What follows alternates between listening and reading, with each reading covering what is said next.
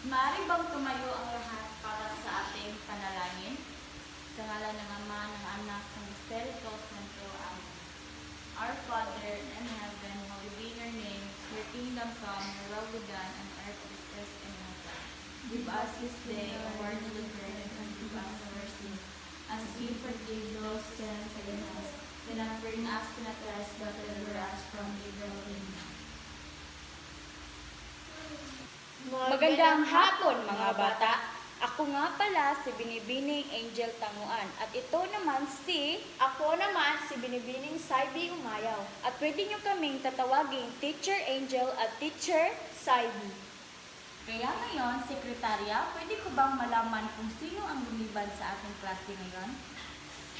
Okay, tamang-tama, walang lumiban sa ating klase ngayon. Kaya ngayon, may hinanda akong awit para sa inyong lahat. Gusto niyo ba ng awit, mga bata? Opo! Okay. Alam niyo bang kanta na kung ikaw ay masaya, tumawa ka? Hindi po!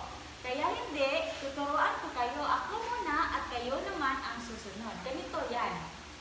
Kung ikaw ay masaya, tumawa ka, ha, ha. Kung ikaw ay masaya, tumawa ka, ha, ha. Kung ikaw ay masaya, buhay mo ay sisigla. Kung ikaw ay masaya, tumawa ka, ha, ha. Kung ikaw ay masaya, tumawa ka, ha, ha. Kung ikaw ay masaya, buhay mo ay sisigla. Kung ikaw ay masaya, tumawa ka, ha, ha.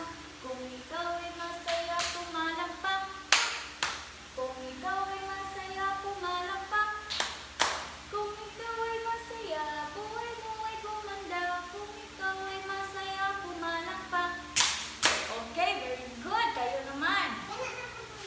Pwede niyo ba kung sabayan kumanta, mga bata? Opo! Okay, very good.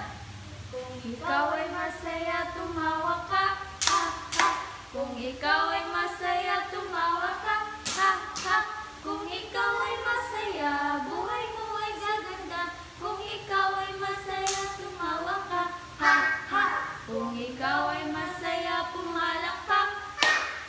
Kung ikaw ay masaya, pumalakpak. Kung ikaw ay masaya, buhay mo ay gaganda. Kung ikaw ay masaya, pumalakpak. Okay, very good. Na-enjoy nyo ba? Na-enjoy ba kayo, mga bata? Opo! Okay, very good. Sa mga bata, tapos na tayong umawit. Bago tayo dadako sa ating bagong paksa ngayon, ano ang panghalip bilang panuring sa mga tauhan? Magaling! Kaya ngayon, bigyan natin si Jay ng Darna Club. Alam niyo ba ang Darna Club, mga bata? Hindi po! Ganito yon. 1, 2, 3, 1, 2, 3. Ding! Ang bato! Darna! Okay. Sundin niyo ako, mga bata. 1, 2, 3, 1, 2, 3. Ding! Ang bato! Darna! So meron ako mga pahayag dito na ipapakita na kung saan kung sang-ayon kayo kung ito ay nagsasaad ng sang-ayon o hindi sang-ayon ay kung sang-ayon kayo, gagawa kayo ng thumbs up. Kung hindi kayo sang-ayon, gagawa kayo ng thumbs down. Maliwanag ba, mga bata? Opo! Sige, ang unang pahayag ay gusto ko ng ice cream. Ito ba ay thumbs up or thumbs down? Thumbs up! Okay, magaling. Ayaw kong kumain. Thumbs down! Okay. Gusto ko ng kotse. Thumbs down! Thumbs up! Okay. Hindi ko gusto ng damit. Thumbs down! Okay. Ayaw ko ng gulay. Thumbs down! Okay, mahusay mga bata. Itong mga pahayag nito ay nagsasaad ng sang-ayon o di sang-ayon na nagpapakita ng pahayag. So, at ngayon mga bata, meron naman tayong gagawing aktibidad.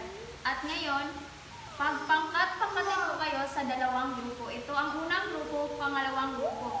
So, bibigyan ko kayo ng tag-iisang sitwasyon kung saan ay gagawa kayo ng maikling roleplay o dula-dulaan na itatanghal sa harap ng klase. At ito ang unang grupo. Pangalawa, so bibigyan ko lang kayo ng 5 minuto upang tapusin ito. Maliwanag ba mga bata? Opo. Okay. So ngayon mga bata, ang unang pahayag ay ang pahayag ng pagsang-ayon. So ito ay isang uri ng pagsulat na nagpapahayag ng positibong pananaw o argumento o ebidensya upang suportahan ang pagsang-ayon. So, halimbawa nito ay gusto ko ng ice cream. So ang gusto ko ng ice cream na pahayag ay ito ay nagsusuporta ng pagsang-ayon at ito ay nagpapahayag ng positibong pananaw. At pangalawa namang pahayag ay ito, pahayag ng pagtutol naman ay nagpapahayag ng negatibong pananaw o pagtanggi ng idea o argumento. So, ang halimbawa nito ay ayaw kong kumain. Dahil sa salitang ayaw, dito na nagsasabi na pagtanggi ng idea o pagtanggi ng pahayag. Ang pangatlo naman ay ang pagbibigay po na ng isang malawak na konsepto na maaaring magsama ng pagsang-ayon at pagtutol. So ang pagbibigay po na ay ito ay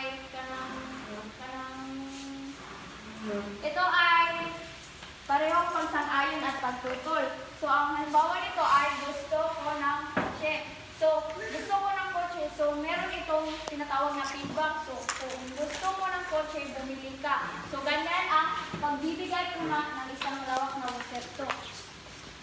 So mga bata, ano ang pahayag ng nagbibigay positibo o ayon sa isang pahayag? Pahayag ng pagsang-ayon. Okay, ano naman ang pahayag na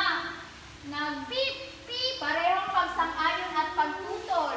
Ang pagbibigay po na. Okay, mahusay mga bata. Dahil naintindihan niyo na, meron akong inihandang pagtataya ngayong hapon. Kumuha ng kalahating papel at isulat ang ating pagtataya ngayon.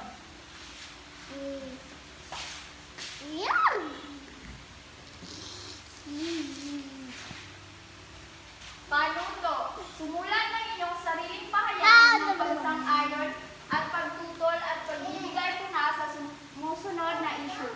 Magbigay ng 3 dahilan upang suportahan inyong pananaw.